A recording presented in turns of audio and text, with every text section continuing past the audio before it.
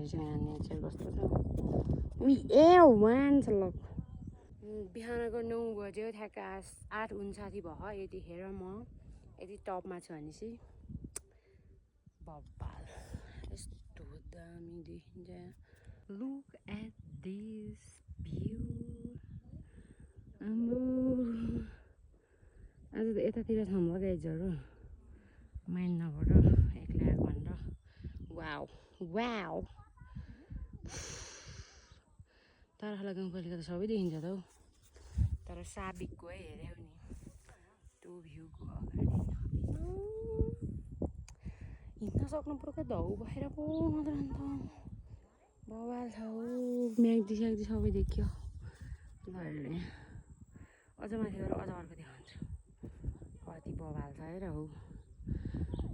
adventure है आजको यता त बवाल छ उयो खानाहरू कि हामी यो जात गाइड्सहरू आज नि रमाइलो हुन्छ हेर्नुहोस् भिडियोहरू